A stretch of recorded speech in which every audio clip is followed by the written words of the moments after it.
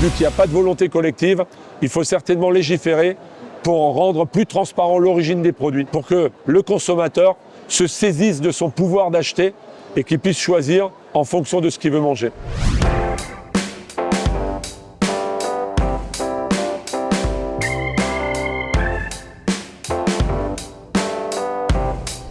On n'est pas concerné par ces sanctions qui vont a priori tomber. Effectivement, on a été contrôlé, des centaines et des centaines de contrats ont été pris par la DGCCRF. Aucune injonction, aucun courrier, rien.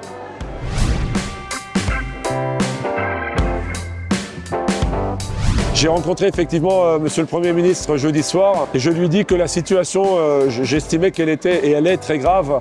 En fait, ce que je lui ai dit surtout, c'est que le monde agricole, au-delà des aides, des simplifications de normes, il a besoin de vivre de son métier. Et je lui ai dit, et pour ça, il faut faire des annonces fortes dans ce sens-là. Et une des idées que j'ai poussées, c'est l'interdiction de revente à perte pour un éleveur. Ça me paraît être du bon sens parce que l'industriel qui achète ses produits n'a pas le droit de les vendre à perte. Et le distributeur qui achète ses produits à l'industriel n'a pas le droit de les revendre à perte. Pourquoi on continue à accepter, et tout le monde le sait, à ce que l'éleveur, les agriculteurs vendent à perte? Donc l'idée que je pousse, on peut l'appeler prix minimum, on peut l'appeler prix plancher, mais je l'appellerai surtout interdiction de revente à perte pour un éleveur ou pour un agriculteur. Notamment l'interdiction de faire de la promotion à titre expérimental sur le lait, le porc et le bœuf. Pourquoi on fait de la promo sur le lait? Si le consommateur achète un pack de lait le deuxième à moins 50, la consommation de lait ne va pas changer. On n'en vendra pas 1 litre de moins à la distribution. Donc pourquoi on continue à faire des promos qui détruisent de la valeur bêtement et au détriment de qui? De l'éleveur en bout de chaîne. Donc si on veut construire en marche avant, une des solutions, je pense, c'est d'arrêter les promotions au moins sur ces 3 modes d'élevage. Ensuite, pourquoi ne metterions-nous pas en place un prix minimum de vente pour un distributeur?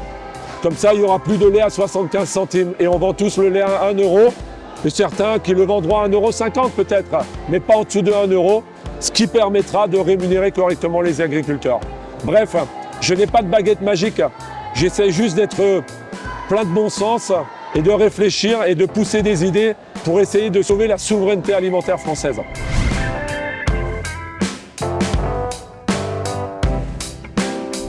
Aujourd'hui, on doit être sur un supermarché Lidl à 75%.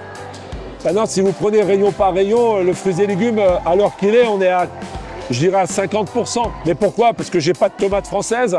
Alors j'ai du chou-fleur français, bien évidemment, j'ai du poireau français. Enfin, en fait, le mot d'ordre chez mes acheteurs, c'est simple. Chaque fois que c'est possible, j'ai du français dans les rayons. Si vous-même, vous êtes dans un magasin Lidl et que vous avez un produit qui n'est pas français, appelez-moi, je vous expliquerai pourquoi. Il y a toujours une raison. Par exemple, sur le beurre, et ça, vous pouvez demander ceux qui sont à la source, comme Sodial ou Lactalis, qui nous le disent, il n'y a pas suffisamment de matière pour avoir 100% de beurre français. Donc oui, j'ai 30-40% de beurre qui n'est pas français. Mais je le mets explicitement sur mon emballage. Il n'y a pas marqué origine UE, il y a marqué origine, ouvrez la parenthèse, et tous les pays qui sont concernés.